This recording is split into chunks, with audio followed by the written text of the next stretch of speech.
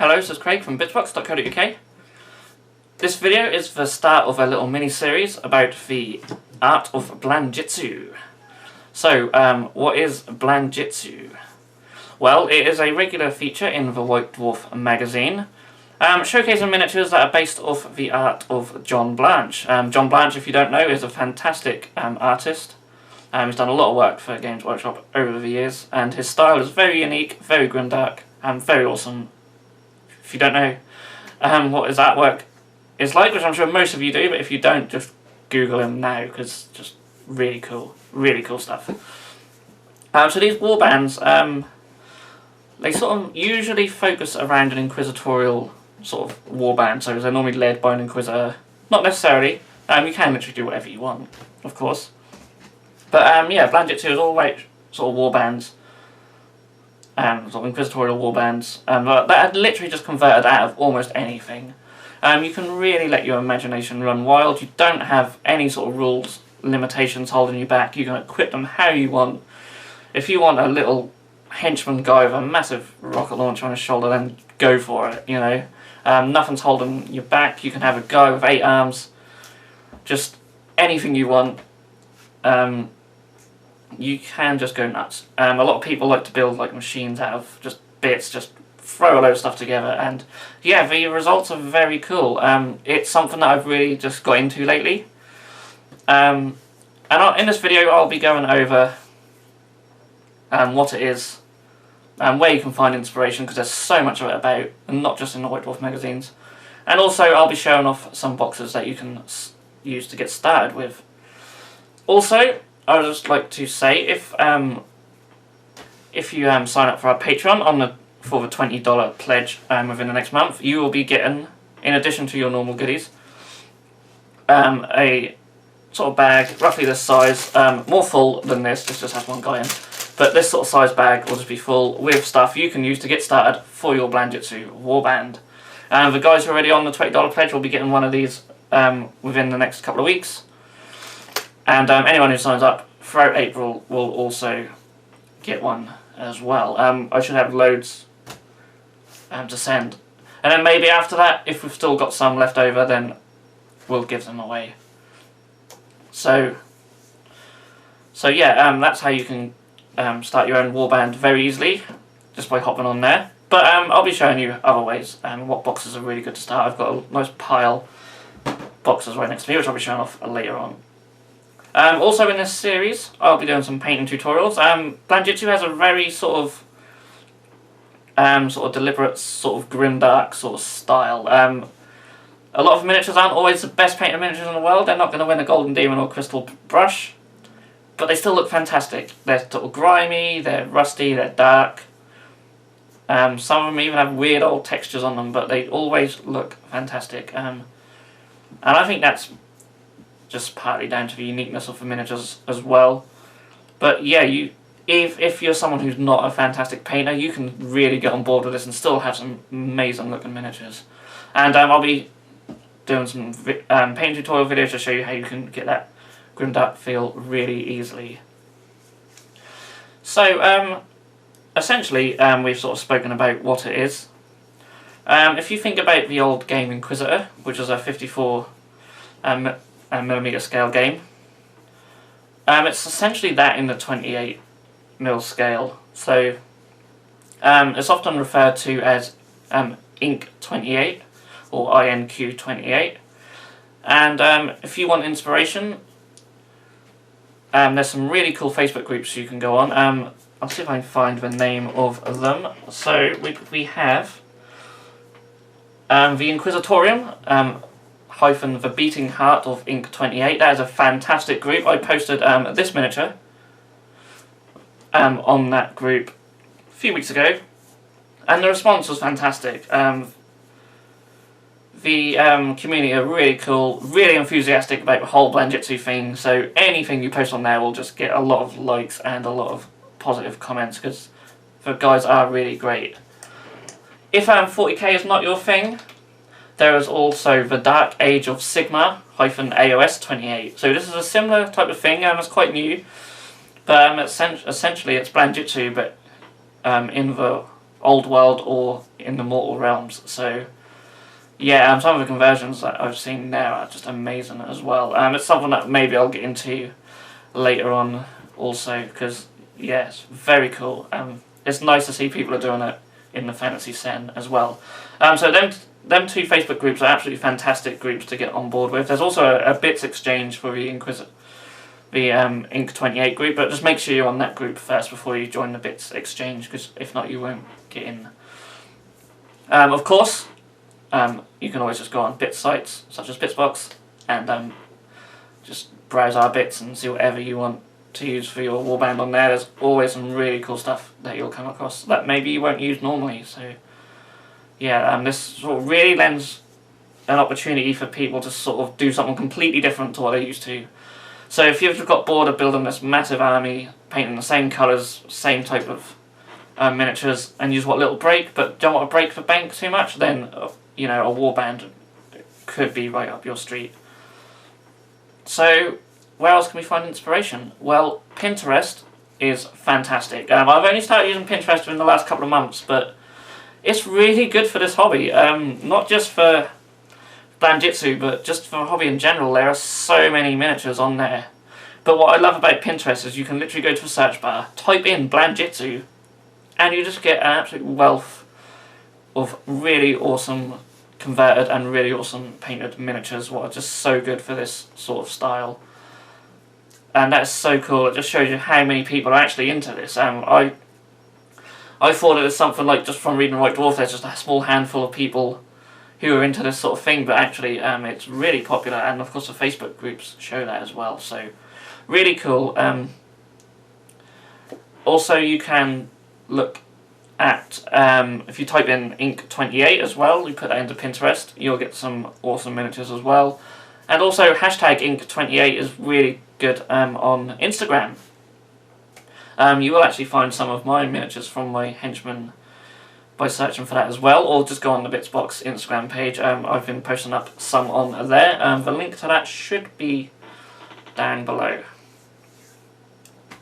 So yeah, really cool sources of inspiration. A lot of people like to have backstories and such for their warbands. Every model is a unique character in their own way, even the henchmen. They all have their own names and a little bit of backstory, either individually or for a warband as a whole. That sort of creative side of it is not something that I'm particularly good at. I've always struggled sort of coming up with names and stories for stuff. Someone like Jab is actually sort of fantastic at that sort of stuff, but for me it's always been a bit harder. But, you know, you haven't got to write the next big novel when it comes to these sort of things. Even just giving them cool names, which is something that I will do, is, you know, that's good enough. That sort of gives them that nice, unique feel. So, yeah, so what do you do with these warbands? Well, yes, granted, they don't always follow the rules for Warhammer 40k or Age of Sigmar. They are sort of unique. You could make up your own rules and make up your own little game to play them with. They work quite well in Kill Team. You can just maybe have them count as something. You know, counting your henchmen as like Guardsmen or Scutari or something works really well.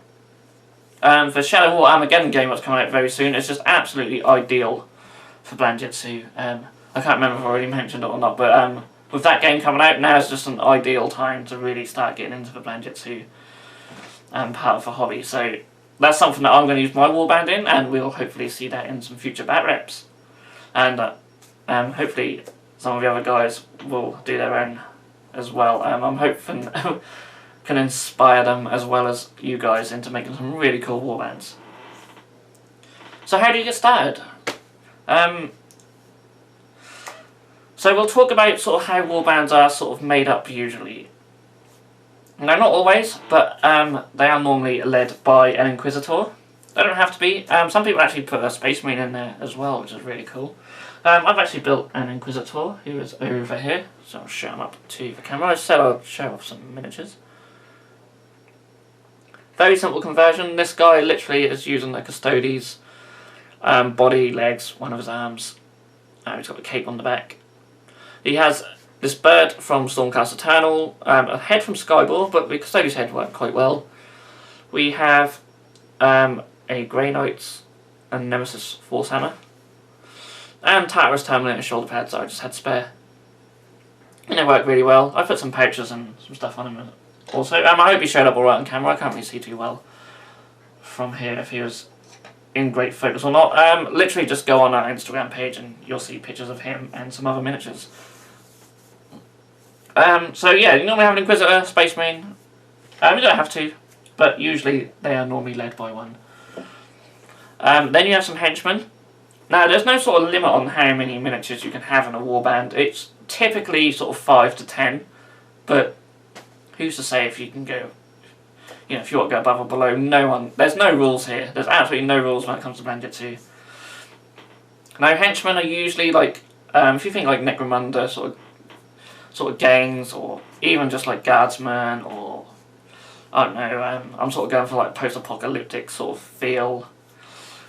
With some of them, they're literally just people with guns, essentially. They don't even have to be people. They can be cyborgs or just admech, anything you want. So yeah, let's look at some boxes to use for your henchmen. So one of the most popular ones people are using these days are neophyte hybrids. They are just awesome for henchmen, for bodies, for legs, for arms. Even the heads are cool. Like, obviously you don't want to just make a neophyte hybrid. I mean, you could, but Blanchitsu is more about really getting into conversions.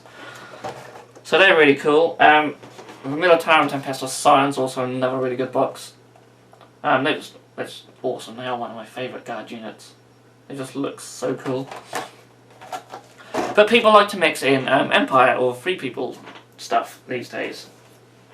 The Flagellants have some really cool heads and arms that you could use. Also the bodies are really cool. Your guys don't have to be kitted out with armour or anything. They can just be like sort of cultists. The Chaos Cultists do work as well for henchmen. Great swords are really cool as well. I like to mix the legs from these and the heads with guard stuff and neophytes. Really cool. And I've got a guy here. Let's show you this guy. So this guy uses the legs from the greatswords. I don't know how focused he is. I'm trying to focus on my face. Don't focus on my face. There we go. Focus on this guy. I don't know if that's going to focus too much. It probably looks fine. It's hard to see from here. But yeah, you see he's got like he's got the arms from the neophytes. He's got greatsword legs. I don't know what his body is. His body's from Scion. So yeah, he really shows off using these boxes together. And his head is actually from the Ruststalkers. And that brings us nicely onto the admech. So yeah, Ruststalkers have some really cool parts. Cerberus Skulls are very cool, and you can sort of build guys out of Ruststalkers as well. There's no reason why you can't have a Ruststalker guy as part of your warband. I have. I'm not going to show all my warband miniatures off because I want to save some of them for another video, but we have a little Ruststalker guy there. I don't know how well he's really focused on that. But yeah, he looks a bit like a pimp. And that was accidental, I swear. With his little cane and hat. But yeah, he actually uses some parts from Belisarius Crawl, so I've sort of gone a bit overboard with that one. Electro Priests are very cool. Love Electro Priests. And of course, Scutari, you can build henchmen out of Scutari because their bodies and legs are very awesome. Just a note when you buy these, it's very hard to fit the bodies on anything other than Scutari legs. You may also want to do something sort of big as part of your warband. Maybe a big brute. I've seen people use Putrid Blight Kings really well. You could have a big mech or a walker. So anything like a Castellan robot, maybe, base something off that. Mine's actually, I'm basing something off a Storm Fiend. And I do have him over here. He's nowhere near finished, but he's got like one arm at the moment. He uses like an Ogren head. But there's loads more bits I want to add to him. And the Iron Strider is very cool as well. I've seen people make stuff out of Iron Striders that look really cool. I've seen something on Pinterest that I really like, what uses apart from Iron Strider Sentinel and Demogryph Knights. So that's going to be really weird, but that's quite cool. Also, the Empire Battle Wizards. I've seen people use them a lot, particularly a couple of the heads and even the body. You can have stuff like Psychers and Astropaths, Demon Hosts, Assassins, anything you want can be part of your warband. There literally is no rules. You might even just not even go Inquisitorial. You could do maybe some Harlequins or some Dark Eldar or something, but just make them unique, make them different. They don't have to be equipped the way the 40k rules tell them to. Just go really nuts with them. So yeah, essentially that's it for this video. This is sort of meant to be an introduction sort of video to a little Blanchitsu series. I'll be showing off some more of my warband in a future video. I'll be doing painting tutorials. And then we'll have bat reps using Shadow Wall Armageddon eventually as well.